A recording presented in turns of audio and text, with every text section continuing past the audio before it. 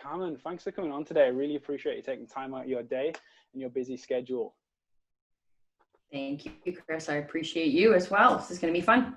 Yeah, I'm really looking forward to this presentation. We've had it in the diary for a little bit of time now. Before we kind of get into the details, why don't you just give us a quick background and like rundown of who you are and kind of what you're doing at the moment? Okay, thank you. Without droning on and on, I've been a strength and conditioning coach. I think now we call ourselves performance coaches. But anyway, I've been a strength and conditioning coach since 1998. So I've been in the game for quite a long time. I started in basketball, specifically in women's basketball, and was at the University of British Columbia. We won a few national titles when I was with that program. So that was an awesome start to my career. And through my 20s, I also worked with, being Canadian, quite a few professional hockey players, and as well as, sort of junior developmental age athletes in ice hockey as well. And then after I sort of segued out of basketball and hockey, I started a business in graduate school and really took on all kinds of different clients. So I had contracts with field hockey teams. I worked with tennis players, so lots of different athletes, and then some general population. And I also began my teaching career. So I've been a university and college level instructor since 2006.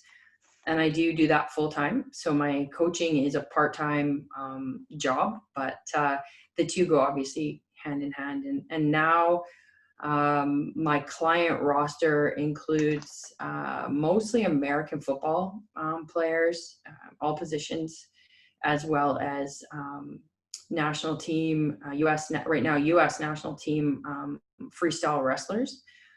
So that's kind of where I'm at. But I do have some experience in professional MMA as well. I had a sort of a short stint in my career working with MMA athletes, which a lot of times people lump together with wrestlers. Apples and oranges, folks. Not at all the same. Not the same person, not the same personalities, not the same really anything. And the biggest difference between the two is the sport culture. So some of my wrestlers actually train with the football players. Like as training linemen in football and training grapplers or wrestlers is actually probably almost more similar than training MMA and wrestling. Right. Yeah. So that's a little bit about what I'm up to now. Yes, there's quite a varied kind of background there, working with loads of different types of sports and personalities, I can imagine.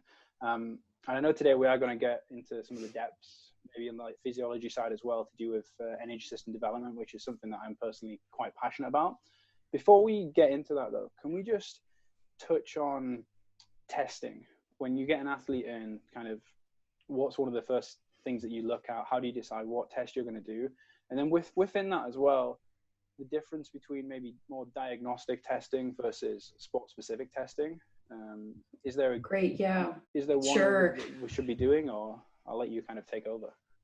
Well, I think we're always limited as practitioners by what we have access to. So, the people listening are probably going, "Oh, testing, like I don't have a lab." And, ironically, I don't use the lab much at the college I teach at because it's being occupied. It's a teaching lab. It's not a testing lab. So meaning it's always occupied, well, except right now, with instructors teaching. So I have brought in, I have a world medalist, 2 world medalists I'm currently working with in wrestling, and I have brought one of them in to be tested in front of my students. So that way they can compare, like a student in the class, their data to a high level athlete. But let's circle back to your question about what it is that I'm testing and what kind of tests I'm selecting. When I worked for Wrestling Canada, I was with that program for almost 4 years. We were told what tests to run. So we did the Australian beep test. I think the first time I tested them, I did actually the yo-yo test. I'm just trying to think back.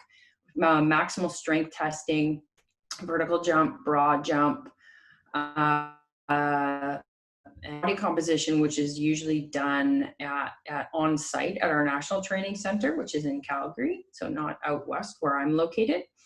And so I would do those tests, but I was always sort of more curious beyond what I would consider to be maybe fitness tests. and versus like a performance test. So maybe we'll look at the beep test or the shuttle test. And although you can extrapolate a maximal aerobic speed from the test and then write a running program based on that, it still doesn't give you any data around the athlete's threshold, their LT2 or maximal lactate steady state, whatever terminology you want to use. It's all the same, basically the same metabolic threshold. And wrestlers, I don't know if you guys have noticed, they're not the best long distance runners. So, it became a bit of a baseline just fitness test for, say, the younger athletes. Like, do you have a minimal standard? And when I analyzed all the literature in wrestling performance, we found that for females, their VO2 should be above 50. At the world level, they're probably a little bit higher, like 53, 54, kind of in that category. So they have a pretty decent level of central endurance, if you will. But again, the VO2 also misses another big point, and that's the ability of the muscle itself to extract oxygen. And the only way we can place bets on that is doing like NIRS, which I don't have access to. But even NIRS doesn't have any normative data you can compare your athlete to. It's pre and post type testing. It's not like a vertical jump where there's a huge database where you can say your vertical jump is 38 inches, which we all know in not, imperial terms, it's elite, right? Yeah. But if someone says your saturation rate is 83, everyone's like, well, what does that mean? So there's some problems with that as well. So I started doing a lot of my own testing within workouts, either doing what we call a lactate recovery test, which isn't actually on the presentation that you looked at, Chris. It's what we do is we do a maximal test. So let's say a Wingate, just something that is going to make a huge shift in pH. You could also have the athlete run a 300-yard shuttle, and you want to assume they're going all out. 1 minute post-test, you take their blood lactate, then do it again 5-minute post-test, which is usually going to be their peak, right? And then you have them actively recover, and this is important. So you have them jog or cycle on the bike with no resistance, just moving the legs. And I'm actually monitoring their heart rate as well during this time. And then we do the third data point is a 20-minute lactate. And that'll tell you how well the muscle and the blood can recycle that energy source or that fuel source that is a byproduct of anaerobic glycolysis, right? So there's a more useful test in terms of telling us where there might be a deficit or a limitation. Is the limitation the heart and its pumping ability, or is the limitation the ability to extract the oxygen and then also work the muscle's ability to work more oxidatively, even in a recovery setting? I'm kind of going on, but other things we looked at, or I looked at, was the ratio of back squat to power clean, because we do test both of those lifts to note whether or not the athlete, is deficient in power or deficient in maximal strength.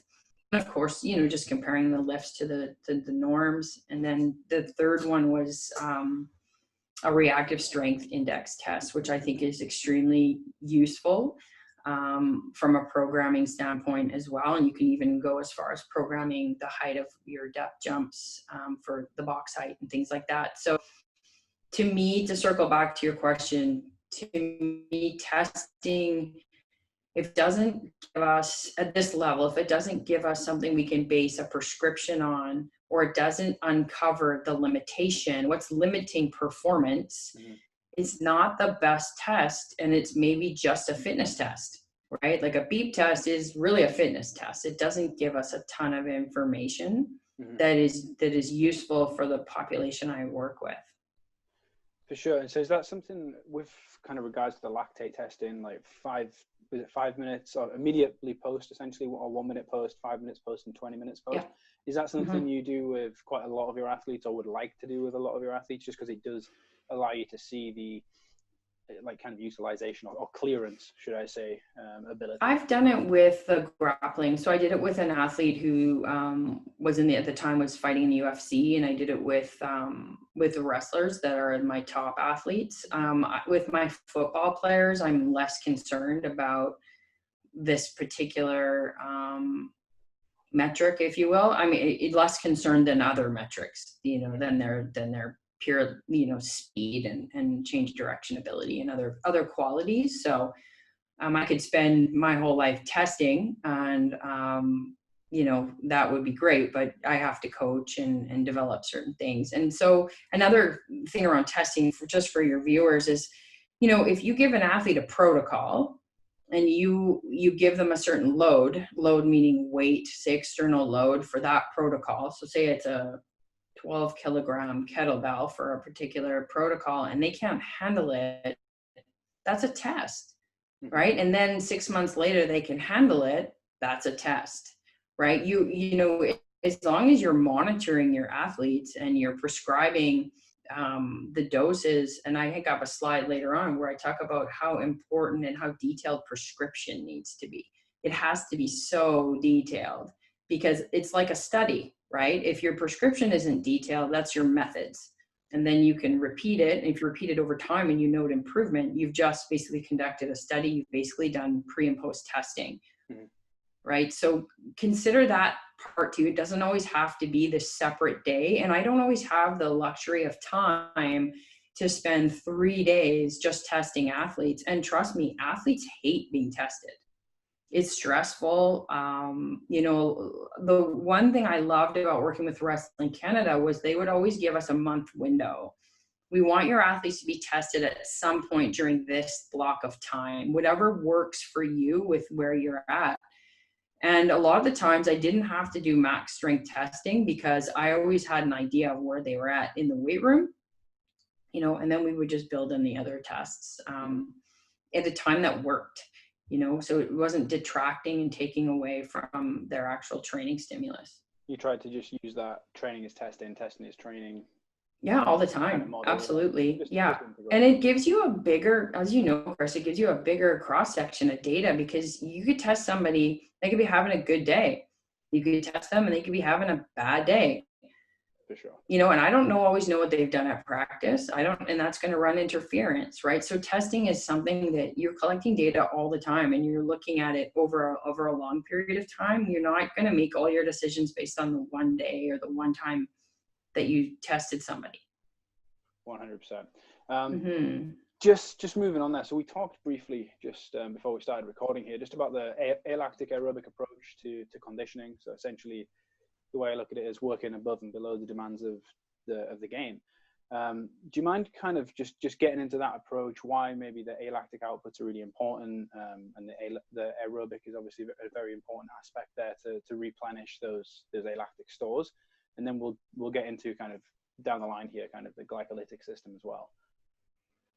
Right. So, I think the way I view training is it's always about extending capacity or a threshold of a pathway, of a metabolic pathway. So, but there's ceilings for every sport. So a marathoner is going to need a higher ceiling in aerobic capacity than a combat sport athlete will, just by the nature of their sport.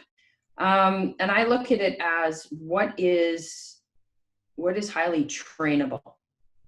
And then what are the adaptations? Are the adaptations morphological, meaning are we actually making a structural change somewhere in the body? And if it is, that's going to take time and dedication. So aerobic development takes time and dedication. And if it doesn't start in younger years, and I'm not talking making kids do like triathlons and other weird adult crap, but making sure they're getting continuous play for the minimum, amount of time every week, and building that engine, if you will, or those engines, building the ability to the stroke volume, building, mitochondrial density in type 1 fiber when they're young. Because even though those fibers aren't really helpful for speed power athletes directly, they do have a huge indirect role. So I'm big on building up that aerobic engine and spending time building that aerobic engine. And then the other, so that's sort of like the bottom or the foundation. But then there's like you said, the alactic piece too, where the nice thing about training that system is we can get, again, huge morphological change in muscle tissue by means of mitochondrial density, without the cost of doing business or the interference effect of fatigue. So if you're working truly, I actually don't like the term alactic. I probably should have never typed that, but as a physiologist, it doesn't make a lot of sense. It's a coaching term, because there's no such thing as being completely absent of lactate. But let's say it's a controllable outcome. It's controllable. Like you produce a bit of lactate when you do an 8-second sprint. For sure you do. But because you've inserted these long recovery periods and you've been very specific about how you recover, which we can talk about later, the thought process is that lactate can get shuttled, right? It's the shuttle hypothesis. It can move to slow twitch fiber. It can move to the heart. It can move to the brain. It can get resynthesized back into glycogen and be stored in the liver. It goes away, but it goes away somewhere good. And there's no fatigue residual, like training residuals that are from a metabolic standpoint that are going to run interference to another session that athlete might do that day. Mm-hmm. So if they're going to go to sport practice, we do the speed work first, which is the quote unquote alactic work first. They take the time to recover. They could go, theoretically, they could possibly go straight into their sport practice and actually have a really, really good practice, high quality, not a lot of fatigue. But if we focus and we put all our eggs in the bucket of glycolysis, then we've got a huge window of EPOC, right, which is the amount of oxygen we're consuming after we're finished training. So the energy metabolizing the lactate, okay, and we're really actually dealing with a lot of hydrogen and a big pH shift, which is disruptive to homeostasis. We're also dealing with a massive body temperature shift. This is why it works to do these crazy, like, shit-kicking, part of my language, circuits to people, why it works for weight loss. It's because you're using a ton of energy after, but for an athlete that actually is going to practice or work on their skills, now we've got fatigue competing, with skill development. And we can't afford that. That's too costly. So my philosophy, I guess, to circle back to your question is, to bring up the buckets and make them as full as possible with alactic or speed capacity and endurance capacity. And then that middle stuff, that medium intensity work, we can do at certain times of the year to peak an athlete for competition, but there's no morphological adaptations associated with training that pathway. So it's not a long-term adaptation either. If you train it and then you take time off, you're going to detrain quite quickly. Am I right in thinking most of those adaptations, quite a lot of them are like enzymatic adaptations, very short term, maybe two, maybe 3 weeks at best? I don't know, actually. I haven't come across much research on the length of time, but I would guess based on some of the detraining research, 2-3 weeks. And you're 100% right that the adaptations are, you're just boosting up the enzymes. They're called rate limiting enzymes. So they speed up chemical reactions. So if we add some more salt to the recipe, which are more enzymes, the chemical reactions, then they're faster. The end result is still hydrogen. But the nice thing about that pathway is it can produce ATP at a faster rate than moving through the Krebs cycle and over to all the boring stuff we learned in college, right? And the stuff I have to teach. But you know what I mean? If we take the time, the body has to do all that. It takes a long time. So it is useful to be trained in the glycolytic pathway. But the cool part about it is you don't have to do it all the time to be fit there. Well, like you said earlier, the cost of doing business is so high working within that pathway as well.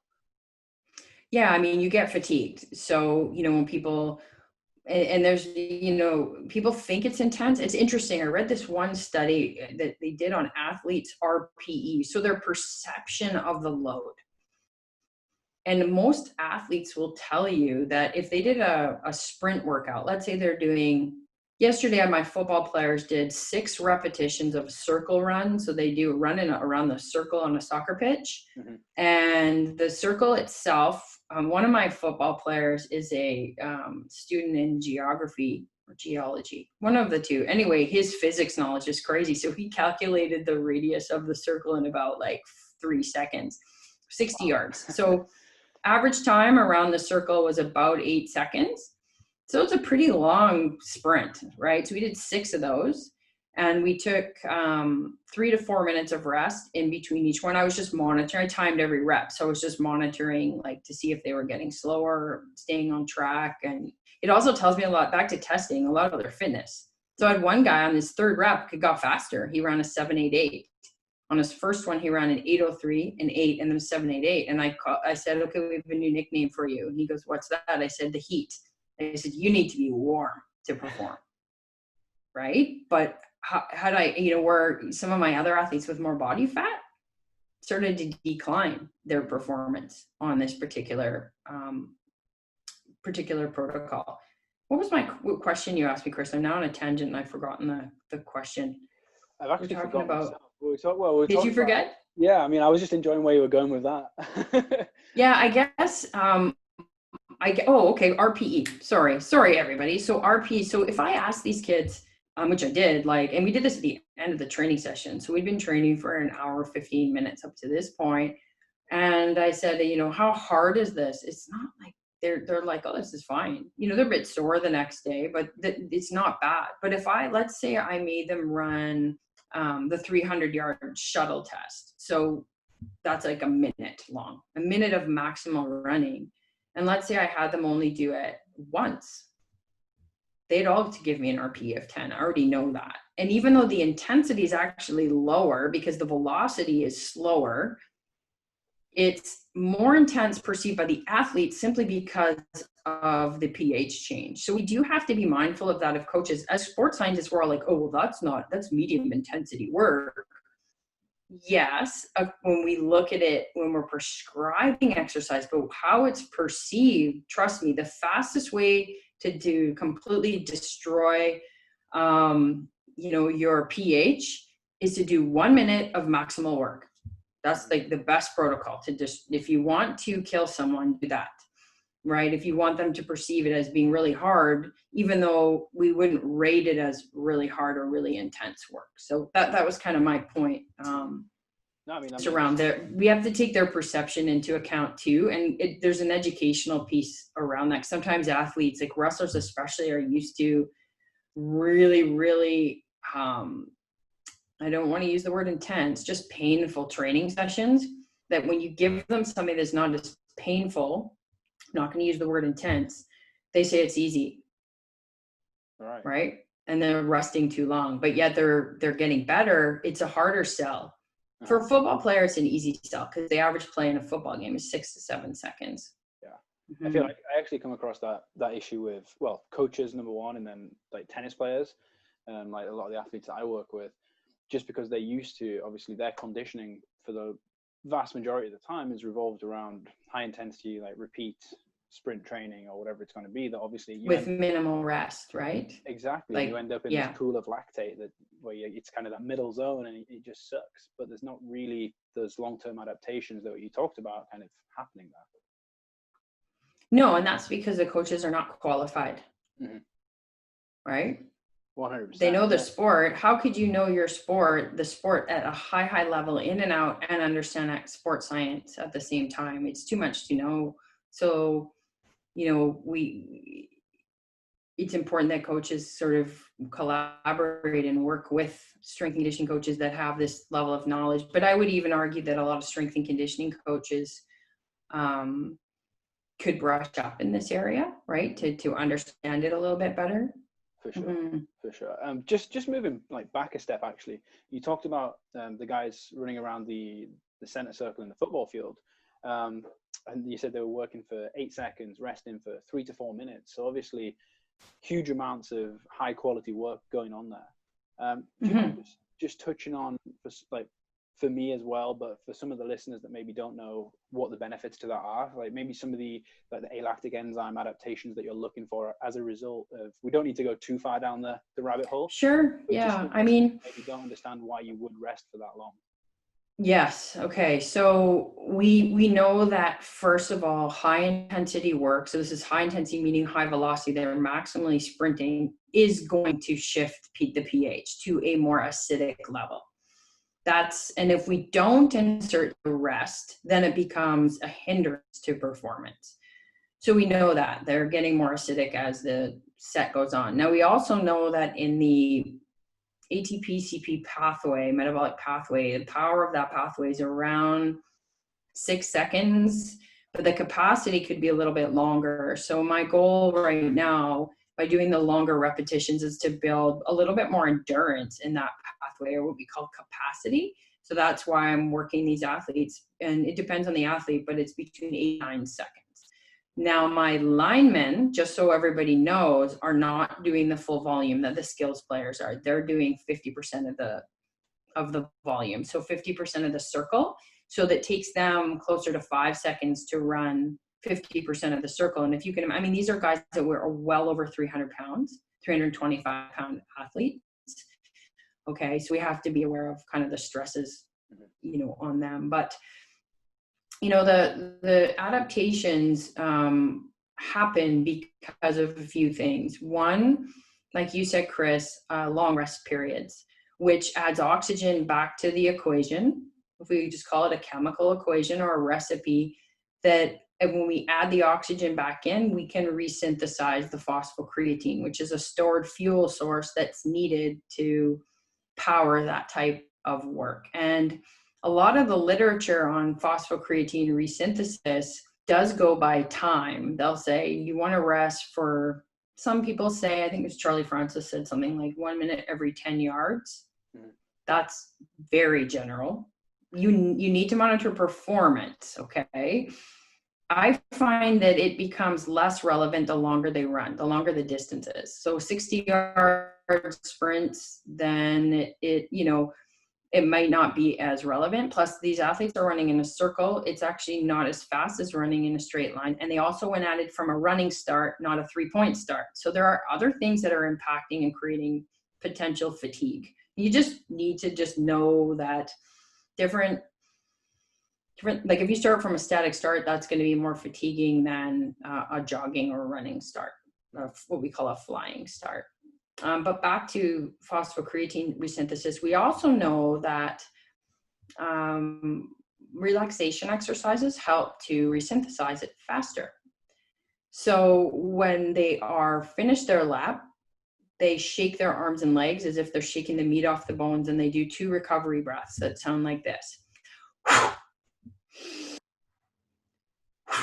So really heavy, sharp breath out, blowing off some of the excess CO2. And then they just resume normal breathing.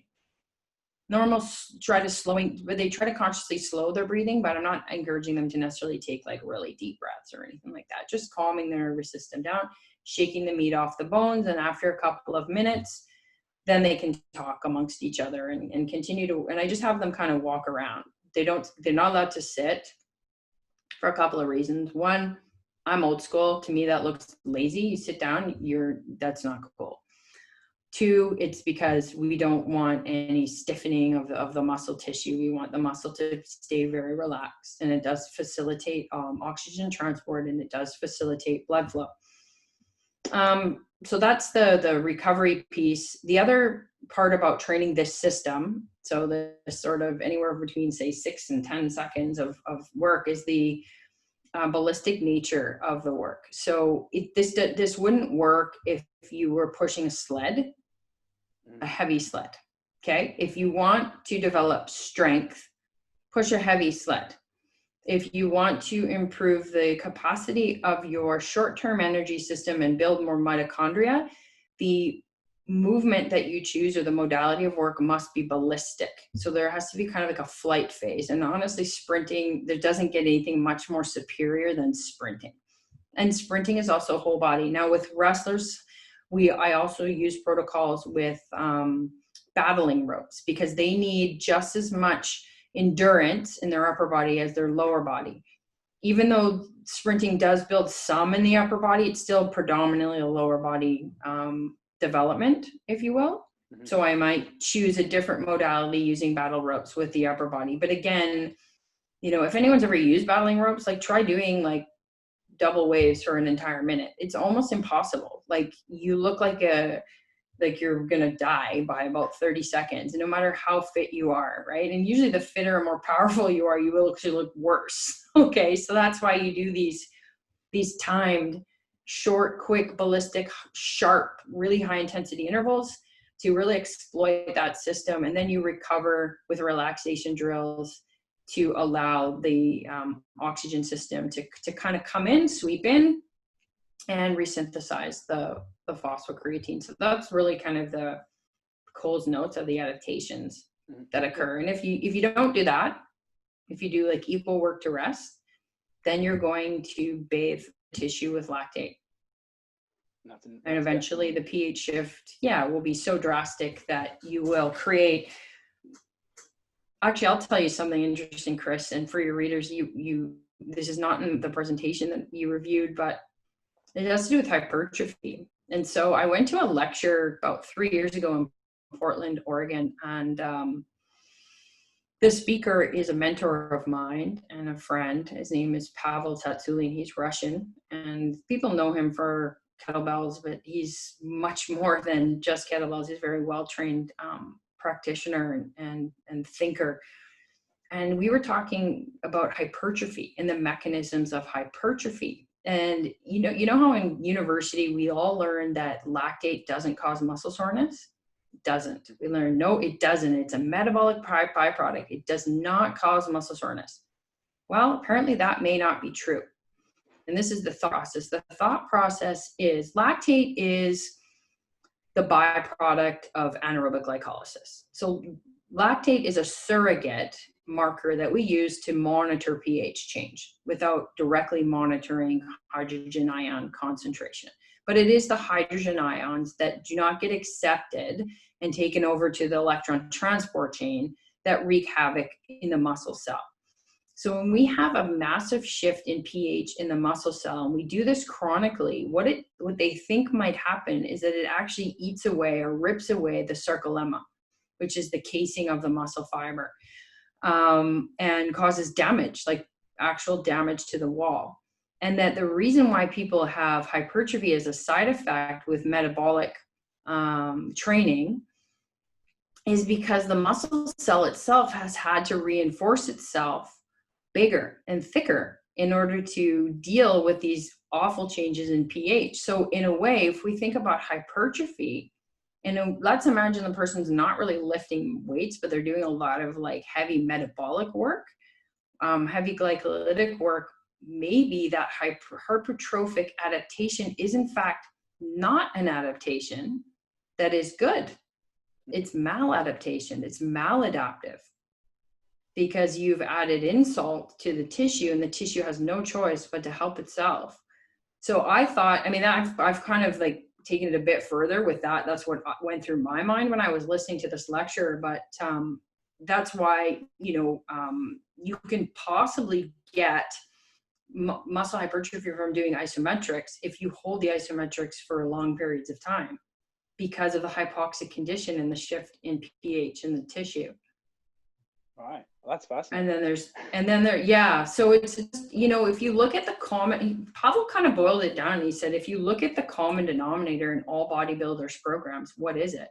He's like volume and short rest periods. Yeah. Period. And what's the recipe for hydrogen ion increase? Volume and short rest periods. Mm-hmm. Well, it comes back to blood flow restriction training as well, essentially at the end of the day. Yeah. In that hypoxic environment kind of makes sense. Yeah, exactly. But then we wonder like which fibers are getting damaged. We do know that bodybuilders have an overdevelopment in type 1 fiber. Mm-hmm. And as a strength power coach, I don't care about that. Yeah. I wouldn't put a football team on a hypertrophy phase of doing sets of 15 reps or 10 to 15 on like a back squat. That just isn't the way that I operate, because speed kills. And so does endurance, to be honest. Size, I think if you're faster than your opponent, who cares? I mean, I played like football for 10 years, and I remember coming up against this one girl that was like taller, bigger than me. And even though flag is, not actual, like not contact collision, there's still contact, I was just always concerned about getting that, away from her, running as fast as I possibly could over and over. Right. So. For sure. And I think if you're from, like you mentioned, football there, kind of hitting, I don't know, the classic thing that we're obviously taught in your university, doing your degree program is muscular hypertrophy, 3 by 8 to 12 reps, like this sort of stuff. But like you say, it's more to do with the total volume, the total stress, the intent. Yeah, and the amount of volume needed is quite high. 3 sets? I don't think so. Yeah. Look at a bodybuilder's program. Even my shoulders are pretty big, but that's because of the amount of long cycle I do with kettlebells. Just the constant push pressing. In one workout, I might do 300 repetitions. Wow. Yeah, that's some serious serious volume. But of sub-maximal work, right? It's not high intensity work. It's sub-maximal. It's probably 50% of my shoulder press max, right? So then, but then if we look at stay with the theme of hypertrophy, if we take more of a clustered approach to hypertrophy, that's obviously going to have like more benefits because we can maybe lift more weight. We're going to switch up the rest periods there as well. How's that going to work kind of metabolically compared to things like if we do the jump squat protocol? I think, is it Verkhoshansky's jump squat protocol with 30% of the 1 RM back squat, things like that?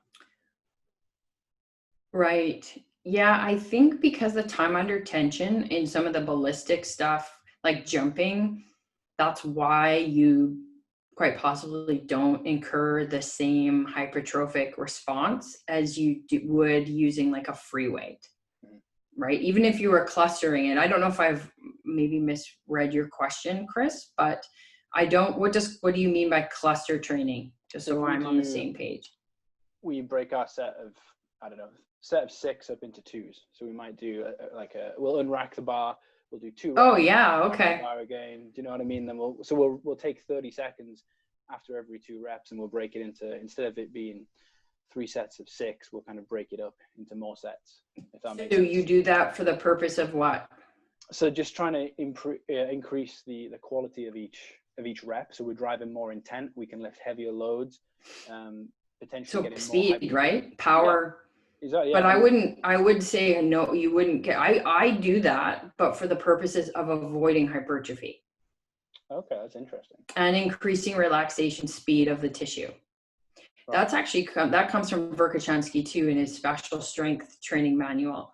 I'm trying to think of when the last time I presented on that material. It was recently. It was in Australia at their conference in November at their national conference. I talked a little bit about when I back squat my athletes at a lot of times of the year with the singles. It's 1 rep, shake the legs, 1 rep, shake the legs. So yeah, they do 4 reps or 3 reps at 88%. So pretty heavy. But we do work on facilitating relaxation speed, because that is the cost of doing hypertrophy business. I am very anti-hypertrophy, pure and pure, like the purest. The only time I might do it is with a young developing athlete that's 18 or 19 years old for a period of time when I am willing to sacrifice other qualities, for that. And I think guys and girls that have a lot of muscle mass, I mean, if you look at my programming and then you looked at my clients, you would be shocked at their volume. And it's genetics. Like, they all have freaky good genetics for size, period. So what would you just on that kind of point then, if you've got, I don't know too much about wrestling, so correct me kind of as I go along here. That's okay. I don't either. But if you're working with a male or female athlete that maybe has to reach a certain weight class, how would your hypertrophy program maybe look there? So say they maybe needed to gain like a few kilograms. if they had to put on weight. Yeah, to make sure they made it into like a certain weight class. I probably would add a little bit more volume to their training program. Time under tension's big. So again, if you're back squatting or front squatting, you're moving, a control down, power up. I'm always power up, like speed on the way up. But I might have them doing, sets of 5 or 6. I had a guy that played for the Saskatchewan Roughriders as a CFL football player. He was a defensive end in university. I trained him throughout his high school. And then when he went off to university, he worked with their program. And when he turned pro, he came back to see me, and he was 239 pounds at a 4.69 40. Okay, so very athletic gentleman. After his first season in the CFL, that first off season, I had a bit of rehab to do with him. But after we kind of got through that, we used actually sets of 5s and 6s on his squats, and we never did more than six reps ever in the off season. But my total volume load never went above 30, so that's 5 sets of 6. And he was 250 pounds when he went to camp. And so I have these guys usually from January to May. So whatever, that's 4 months, 4 or 5 months to put 11 pounds of lean mass on him. And the ticket to that wasn't, I mean, might have been, some of it might have been the strength training, but a lot of it was the diet, the food intake, right? The calories. So, and with the wrestlers, I don't handle that at all, because we have dietitians that work with our national teams. With my pros, I might jump in and help a bit, or use some of the consultants. I have a really good nutrition consultant that works with USA Boxing, and the Golden State Warriors. She's phenomenal. So she'll advise if I need her to, for, like you say, like with the weight gain. But I very rarely would put a wrestler on what I would consider like a hypertrophy plan, because I think there's just too much sacrifice of performance. It's got to be about what they're eating and eating enough, and that's my philosophy. And I'm really, really big on athletes being fit. And I know that there was a guy I worked with years ago that had this sort of knowledge, and I'm not familiar with it. It's something called functional hypertrophy. Have you heard of that? I've heard of it. Yeah. Yeah, it was put together by a PhD who's kind of more of a bodybuilder. And I looked, and this guy I worked with wanted to do a German volume phase with athletes. Have you heard of that? Yeah. So it's like a 10 by 10. Yeah, that sucks. Well, I just was like, why? And these are athletes that have to go to practice and have to run and do other things. Like, I think that stuff is fine if it lives in the world of a bodybuilder. But, if we're borrowing our methodology from well, I'm going to say it, someone that doesn't actually perform, what are we doing? Yeah, 100%. I think the big thing is with that, if we look at, from my point of view, if we look at the German volume training, it's taken away from performance more than we're actually putting in, which is the big issue. 100%. Like, let's make dudes really sore and really slow, like for the sake thereof, right? For the sake of putting on 5 pounds. You know what? Some guys will do that, not gain any muscle, right? Because of their genetics, right? It's just not in the cards. Like I have a 9-year-old son. He's almost 10. And I can already see that he will have really big muscular legs if he wants to. Like it's genetic. He unfortunately inherited that from me. So, well, he will. Yeah. I think for a girl, it maybe not so much. It's like, oh, Mom, thanks a lot. Right. But for a boy, yeah. Right. But it's totally genetic, not 100%, but like in order to go that far against your genetic potential and do all these things that create so much residual fatigue, so much soreness, it just doesn't seem like the path of least resistance. And it doesn't seem very fun. Yeah. And shouldn't training at the end of the day for athletes be kind of fun? Like a lot of the protocols I develop, I switch in and out every phase because there's so many different ways to train this quality of alactic speed endurance. So like we'll run hills for a couple months in the summer because it's nice outside. And then in winter when the weather gets bad, let's get you doing the jump squat protocol. Because they're all general at the end of the day, right, Chris? Like all this stuff is not wrestling. This is general training, but with a specific adaptation, cellular adaptation. For sure. I know we're kind of running on time a little bit now, and I don't want to take too much of your time. That's okay. I'm chatting. Can we just get into, just for some of the listeners, we talk about kind of the glycolytic system. We've talked quite a bit actually about a lactate and lactic acid. Do you mind just delving into and do a little bit of a myth bust for me here behind kind of, is lactic acid the bad guy? Is there a difference between lactate and lactic acids? And just kind of go into a few of those details there for maybe some listeners that aren't fully sure on that topic. Oh, sure. Yeah. I mean, it's confusing. And I remember being in university, taking this stuff for the first time going, what the heck is this guy talking about in the front of the room? Then you read the textbook and you read the paragraph 70 times and you still don't know what the hell you've just read. So when I finished grad school and I started teaching exercise physiology, I said to my husband, I don't want to teach this. This is too hard. This is too hard to explain. I mean, it's one thing to read it and regurgitate it on a test, but then to explain it to people. And he said, he's always been, kind of my cheerleader. And he's like, you just got to study. You just got to read more. You got to master this. I'm like, all right. So I did. I actually just before you go on, yeah. I've got to tell you this. It's just reminded me. Please do. I lectured in strength and conditioning at the University of Bath in the UK before I moved to the States. And I was doing the physiology lecture, kind of, we were talking about we're talking cross bridge attachments and blah, blah, blah, blah. And I look up and there's a girl on the front row and she's just straight Zeds, just asleep on the front row. I'm like, brilliant. Awesome. I've got to change this. I've got to do something different. But like you say, you've got to kind of make it interesting.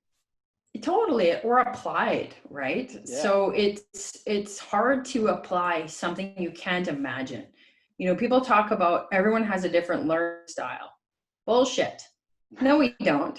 That's been refuted. The VARC learning styles have been refuted. This is how people learn, through association, period.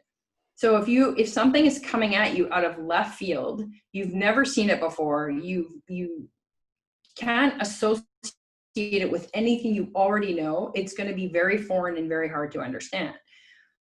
So, I mean, the best way to learn about metabolism and energy system is to exercise and experience different work to rest ratios, to get a feeling. But let's walk people through this pathway. So essentially, if someone's doing work that lasts, more than 20 seconds up to 2 minutes, and they're going as hard as they can for that length of time, so we would consider that to be kind of near maximal intensity.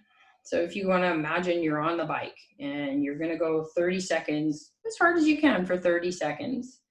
Over that 30 seconds, you will start to experience usually, a burn in the muscle, and it doesn't always correlate with heart rate. So putting a heart rate monitor on to train the system doesn't make much sense because the heart will respond kind of after the interval's over.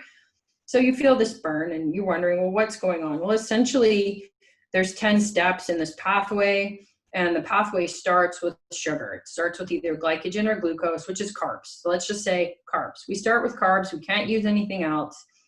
Carbs get broken down. And as they get broken down, hydrogen ions start to get produced. This is what I tell my students. I said, okay, hydrogen ions are like bratty children with no chaperone. They are loose. They are run havoc in the school. They're destroying shit. They're spray painting lockers. I don't know, but they're a pain in the ass. But then there's a couple of chaperones. One's named NAD and the other one is named FAD. And what they do, if the conditions in the muscle cell are such that NAD and FAD can handle the children, there's not too many children, they pick them up and they carry them over to the Krebs cycle. Okay? And then they get oxidized. Awesome. But if the demands of the muscle cell are super high or your fitness is super low, okay, so you don't have good fitness, you have a low lactate threshold, you have a low anaerobic threshold, we could even call it, then the hydrogens, like weeds, they start growing out of control, out of control, and they can't get accepted by the chaperones. Maybe only a few get accepted, but most of them end up starting to alter the pH in the tissue. Now, lactic acid is the metabolic byproduct that's created from this system. When the end of the pathway, the 10 steps, we start with carbs, we end up with something called pyruvate. And pyruvate can either become lactate, all right, which can then get shuttled through different shuttles around the body, or we end up taking it over to the Krebs cycle, where the chaperones also took the children to the Krebs cycle, and things get moved around over there aerobically. But if the intensity is high and your fitness is low, so two things kind of have to happen, then lactate becomes what's produced. So, you know, the hydrogen ions are, the lactate, is a way to deem sort of how acidic the conditions got, how much hydrogen is there. I don't use the term lactic acid much when I lecture, because the lactic acid, it quickly becomes lactate anyway. So I just use the end result, the end product, to keep it really simple. The end product is lactate from this pathway if the demands are high. Now, one thing that's really important for students and people listening to understand is that all pathways are on all the time. So we can have other pathways on in the background producing energy for us, and using different substrates. And even during the recovery intervals, other pathways can take over. But if we were to look at, you know, one pathway, that's sort of how I would explain it. And the lactate, it can basically hang out in the muscle cell. It can be moved from fast fiber to slow fiber. It can be moved to other areas of the body. So sometimes I'll have an athlete sprint up a hill and do push-ups at the top. Right, okay, that's a good way to shut it. Yeah, you can shuttle lactate to the upper body. So that, when training that system, then that means it's not a, because that was actually one of my questions. If we got into the, kind of the protocols that you can use, is it's not a full body effect? Do we need to do kind of, if we're going to try and create buffering capacity in the upper body, we obviously need to train the upper body. Training the lower body is not going to buffer the upper body. I don't know about that. I think that buffering capacity can improve, but you have to consider the time factor. So let's say that you did expose the lower body, like you did all your intervals on a bike, all your glycolytic intervals on a bike, and you ended up producing more buffering agents. So sodium bicarbonate is a buffering agent, which is an adaptation. I would argue that in order for you to move it to be used to the upper body, that's going to just take time. So the more specific, that's the sport specific, I guess, training piece, is if the sport demands like whole body, you might want to make sure that you do some upper body glycolytic work as well. So that way you don't have to worry about moving these agents around. They can hang out, it's just like glycogen only gets depleted in the muscles that you're using, right? So same kind of thought process. Yeah. So that's kind of how I explain it, and it's the hydrogen that causes the pH change. So they need to be picked up. For sure. I like that. NAD and FAD, just pick the kids. NAD and FAD. Yeah. That's aunt and uncle. They take the kids over to the Krebs cycle, but there's too many kids for them to handle. Then it's chaos and there's a pH change. That's the consequence. But then we insert recovery. So let's say you did 30 seconds on the bike as hard as you can. I gave this exact protocol to an athlete, 4 repeats, 30 seconds on, 4 minutes off, okay, with aerobic recovery. So then we can deal with all the hydrogen then during the recovery period. So if we can't deal with it during the work, we can deal with it during recovery. If we don't allow recovery, then we end up with buildup. They accumulate. Yeah. So I got in trouble from a wrestling coach for prescribing that. He said it was too easy of a workout. Oh, wow. That's the thing, but if you go maximal intensity, that's a similar protocol to what I use with some of my guys, actually.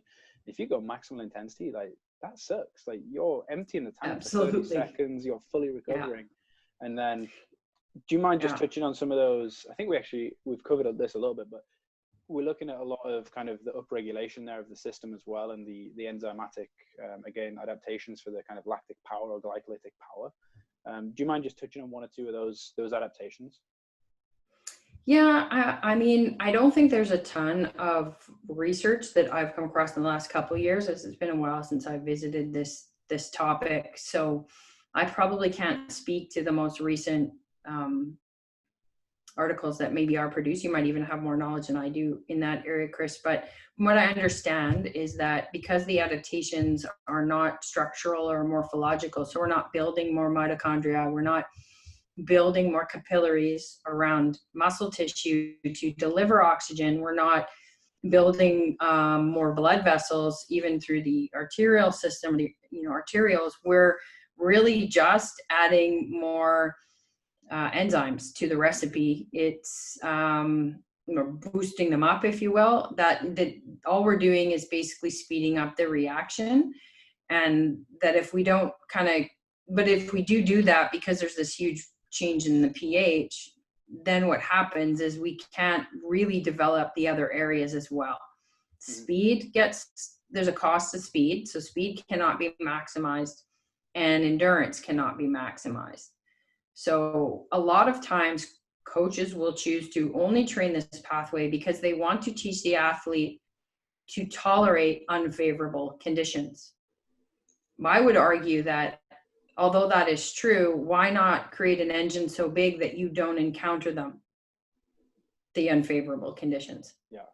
No, right. So what they did in Russia, which is I only found one article when I was doing my writing my Wrestler's Edge book on testing. They actually did blood lactate analysis on world champions at the end of their match, and they had lower blood lactate at the end of the match compared to less trained or not world champions. How many athletes they tested, it was probably not enough. And of course, how the match goes, there's a lot of things that, I would criticize the research just like anybody, but it's interesting to think that a more highly trained athlete may not produce as much lactate. So you could probably do a Wingate type test, which is not necessarily the best test for an acyclical athlete, but it is a good test in terms of dosing someone with a maximal effort, or do a 300-yard shuttle test or something like that. You could get some interesting blood lactate readings and then look at their power. And if their power is really high and their lactate at 5-minute mark is pretty low, and then their ability to clear it is really fast, you probably have a very well-conditioned athlete. Yeah, for sure. And I think that's, like you said there, the best athletes essentially produce the least lactate. They can produce more power for longer, recover quicker. Yeah, it goes back to threshold, right? So it was really, the argument was really never about energy systems and pathways. It was about raising the metabolic threshold of the athletes you're working with. But the challenge with that, with non-acyclic athletes, is that threshold is specific to modality. Mm-hmm. So my threshold running is different than my threshold doing long cycle with kettlebells, which is different than my threshold on a bike. But none of those things look like wrestling or rugby.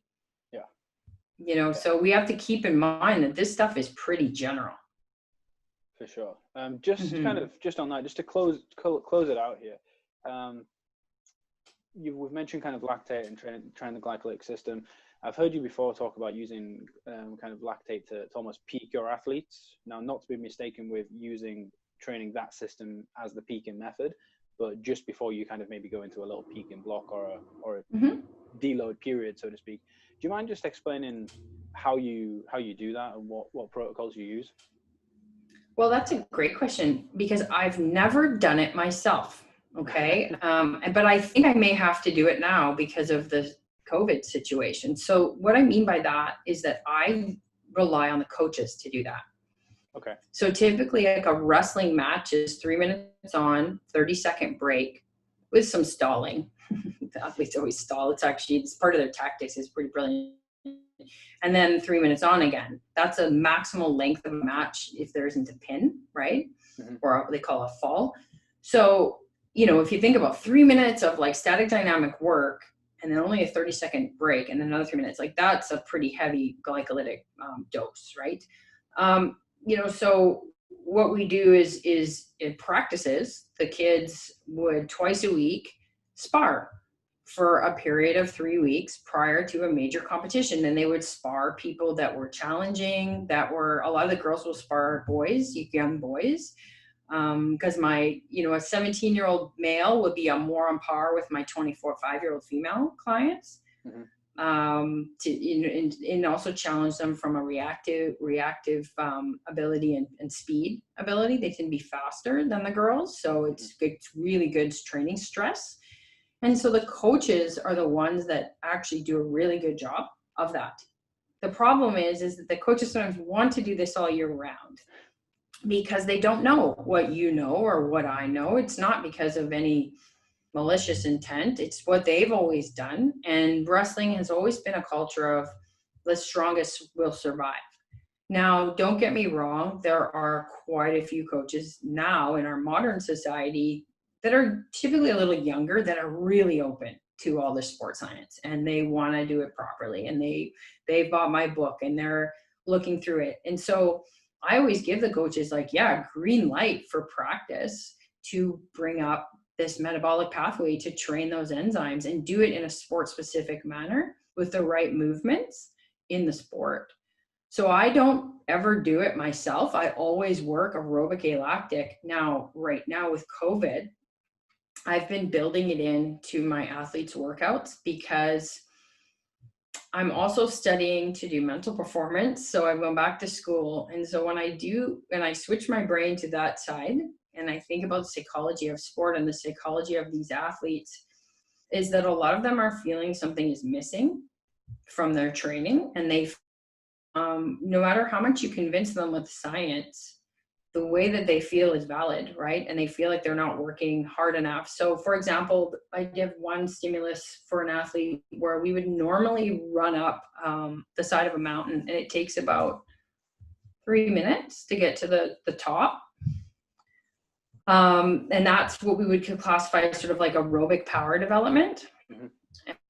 And then you walk back down. So it's about a 4-minute break on the way down. So 3 minutes up, 4 minutes down times 4 repeats, I think is where she's at now. What I've done is I've changed it a bit where she jogs a bit, sprints, and then jogs and sprints and jogs for that 3-minute dose. So she starts to get that feeling of actual, like the stress of wrestling where you have to continue to keep moving and keep your posture, keep your mechanics while you have a heart rate over 90% max. So, and then for her next phase, we're going to build in some, I don't know what I'm going to call them, maybe glycolytic capacity circuits, right, where there'll be like loaded carries and things like you would see in a more of a fitness class, right? Which we all kind of like cringe at least I do. Go, oh my God, like look at the vomiting cat posture as a person flips the tire, right? They're like, whoa, right? So it's pretty. But I mean, with good technique, with good mechanics, we'll start to intelligently build in 3-week blocks of this stuff as if we're peaking these athletes for a comp. Because we can't, I don't believe, and I don't know the answer to this, but I can't imagine taking March, April, May, June, July, August, let's say 6 months completely off of glycolytic work. I can't, for a grappler, I can't imagine doing that. I don't think that's, because if we think about what's the side effect of doing heavy glycolytic work, do you know? The physical feeling. How do you feel if you haven't done it in a while? When you start going again? Yeah. What's the symptom? Fatigue. You feel awful. Sometimes you vomit, right? When athletes vomit, they get a headache. So exactly why athletes vomit. I mean, maybe it's a blood shunting thing. I'm not sure, but I don't want that to happen either. Yeah. Right? We can talk about like all these ideas of return to play and making sure tendons are strong and, athletes don't pull their hamstrings. That's what everybody likes to talk about because they need to sprint. Well, I think too, they need some exposure to some of the actual sport specific and wrestling because you're actually touching your opponent. These athletes cannot wrestle right now. Yeah. So we have to come up with, different devices. So I'm actually heading out today to buy a 100-pound heavy bag. Right. like a training dummy. Yeah, so we can start doing some like, carries with it, right? Carry, flip, throw, different movements with this load.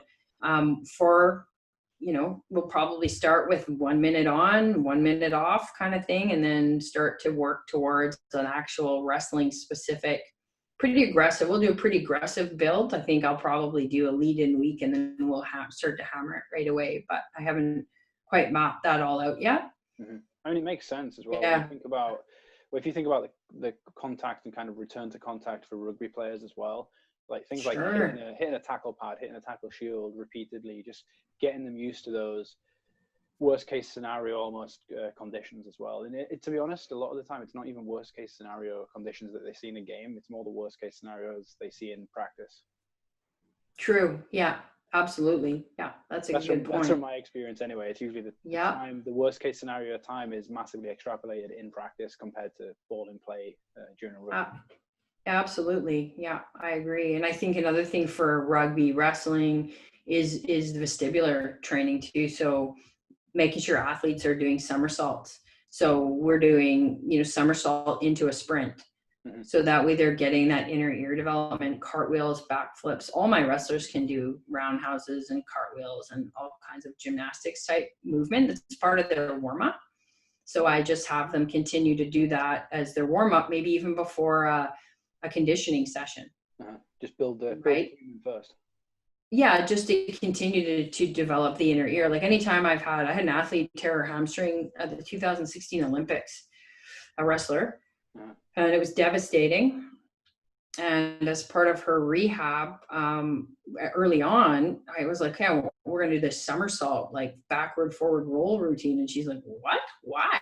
And I explained to her, because you're going to detrain all of all of your inner ear.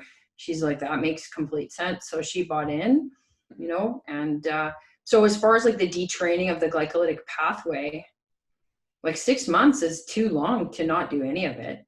Yeah. And I think, I don't even know if that's purely physiology, Chris. Like let's expose these kids to like really unpredictable. And what I plan to do too is I plan to set up a circuit and tell her what to do. Okay, go do this, go do that. So everything's unpredictable. Nothing is predictable. It's like a wrestling match. Because if you think about the economy of movement in things that we're good at and that's predictable, we immediately conserve energy. That's why, aerobics instructors always have high body fat, right? It's predictable. They know what to do. Their brain knows how to do every movement. They conserve.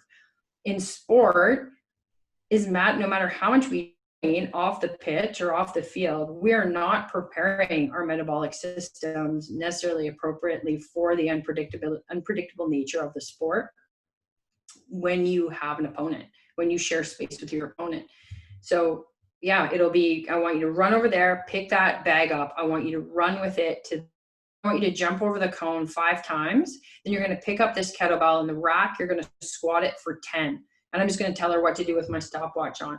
And then I'll put a heart monitor on and I'll monitor things like RPE and make sure that and then I'll work with her. The thing with the kids I'm training, a lot of them are older and they're very collaborative on their development. So she'll tell me, yeah, I need more of this, less of that, to make it like wrestling. Yeah. So this is the only time, I'm going to see my disclaimer, Chris, the only time that I'm going to be doing sport specific training. Right? Like, it just essentially sounds like controlled chaos, but no, I like it. Absolutely. But we still need, like, what are our jobs? Our jobs are physical performance. And if they can't do their sport, which we've relied on now for so long, and we've complained for so long that coaches aren't doing it right. This is our chance. We're all complaining about that, but at the same time, now we have to do the job of the coach maybe. And now it's hard. Yeah. Now we have to be creative. Now we have to actually go outside of our little perfect world of Alactic aerobic, and I think sometimes we don't need to be so rigid about that. Yeah, just have a little. I'm all for science. Yeah, absolutely. Sometimes you gotta throw stuff at kids. We in sports psychology we call that simulations, and I'll give you one example before we finish up. think about rugby. We'll talk about rugby for a second. I love rugby. Imagine if it's a sunny day and it's been a sunny day for 2 weeks straight for practice. But for this practice, I'm the head coach. I decided I'm going to bring a bucket of water and I'm going to dip the ball in water every single play. Why would I do that? Just to adapt your athletes to the different demands. Exactly, right? Yeah. So why can't we be creative as strength and conditioning coaches? If we've been bragging for so long about how qualified we are and how much we know about science, let's maybe put our head coach hat on and think about how we can simulate adverse conditions. Because we can't like stay away from that. Because I'll be honest, like doing alactic aerobic work all the time is damn comfortable for most kids. Yeah. And is that the only way we're developing them? Is that the only way we're training them? Yeah. I think we need to think a little bit further beyond that too. I think expand that envelope a little bit as well, going from like the alactic power capacity into the lactic stuff, play around with that, try and put your skill coach's hat on, your sport coach's hat on, whatever it is. Totally, yeah. Absolutely. I think that's what you have the best carryover to the field, to the court, whatever sport you're working in. And if the kids are like, oh my God, that was the best workout ever, and dripping and lying in a puddle of their own sweat, and they feel like they've accomplished something, and even though you've trained the glycolytic pathway and it's medium intensity and everyone's going, oh my God, I can't believe you did that. Maybe you've just built confidence. For sure. Right? So we do have to consider those things too. That's actually that's a great point to stop on that. I don't want to overrun by too much. Just finally, Carmen, do you have any? I usually close out with like 3 questions, or just for the guest. Any advice that you've got for young coaches coming into the field? Yeah, for sure. Again, I mean, you got to get a degree, right? So let's assume most of your readership are in school in a relevant field. I don't think you can learn this stuff on weekend certifications. But having said that, be very, very critical of where you do get your continuing education knowledge. Red flags are usually around marketing campaigns, right? And it being more of a business model than an educational model. So educational models come with examinations. They come with learning outcomes, learning objectives. If something you're doing on the weekend doesn't have either one of those, or a proctor for your exam and like an invigilator, or credentialed people teaching, I wouldn't pay for it. You know, there's just too much good information out there that is really credible that you could spend money on. Be careful of buzzwords, things like, maybe I'll circle back to functional hypertrophy. Like if you look in a textbook, that term doesn't exist. So if someone's made it up, again, it speaks more to a business model than it does an educational model. And then get out there and coach. So, you know, if it's fine to spend money on books and courses, education is important, but it doesn't trump experience. I would prefer more of a 60-40, 40% education, 60% get in the trenches and start coaching before you know anything. And just fake it till you make it. Sure. All right. Like I started with my first team. I was 20 years old. It was a basketball team. I had read Super Training and that was it. And I had like a personal training certification. And then I just started learning. And then I remember a year later, I did a talk for the head coach at Gonzaga University. It was at a coaching conference. And I thought, oh my God, like the head coach of Gonzaga is listening to me talk about basketball performance. And he came up to me afterwards and he's like, wow, you really know basketball. Like, good job. And we kept in touch. And I thought, holy shit, I do. But I just like totally immersed myself in it at the time and tried to study as much as I could. And I say I spent more time going to practice and observing the sport than I did taking courses. And I'm seeing a shift now with young coaches. They're taking courses, reading, because some guru, that has like, you know, 10,000 Instagram followers told them to read these books, and they're not out there interacting and talking to coaches and things like that. Like as much as I kind of said like a couple of things about coaches today, some of my best friends are coaches, sport coaches, and they are people who trust me to train their athletes. So coaches a lot of times just don't know what they don't know. They're not bad people. I'm really kind of sick of watching people eye roll coaches, because if you think about like how hard some of these people work, it's to be respected, and literally they don't know what they don't know. So you need to cultivate a relationship. Don't impose your knowledge on them until they ask. Now, if they're rude to you, and I have been treated very rudely by coaches behind my back, saying, well, why would she do 4 minutes off? And, you know, that's not hard enough, and undermining me, then you can have boundaries and stick up for yourself and not put up with that. Right? Because that's unprofessional. For sure. I think that's a great point. But yeah, so have your boundaries. This is how I want to be treated, but we don't want to be like, oh my God, coaches are so stupid. They don't know what we know and blah, blah, blah. Well, they know what they know. Yeah. You don't know what they know. Yeah, it's a total two-way street. So let's just like, hey, it's kind of cool. We're doing different jobs. Let's work together for the best interest of the athlete. And then we'll be athlete-centered, not ego-centric. For sure. And then just my second to last question here. What books would you recommend? Any good People always ask me that. I don't know. No. Honestly, everyone needs an exercise phys textbook if you don't have one, and don't sell it, keep it. Just because you will go back to it, believe it or not, just to kind of, even with stuff I talked about, you might be like, oh man, I forgot all that. You just read it again, no big deal. Yeah. Have it for reference. Keep it as a reference book. I wouldn't buy any books on program design, because if you understand physiology and motor skill acquisition, you can design a program. Mm-hmm. I really do like Mladen Jovanovich's work. I've read most of his book. I'm going to be working through his latest book in August. So I do tend to read his work. I quite like it. It's a bit high level though for kind of beginners. And I admit I love the Russian. So Verkhochansky, anything. But again, not easy to read because it's been originally written in Russian, translated to English. And Russian to English doesn't translate very well. So you'll read the same paragraph about 17 times. Don't worry, have another beer, try again. Okay, because it's not easy to understand. But yeah, I like their stuff. Stay away from blogs, you guys.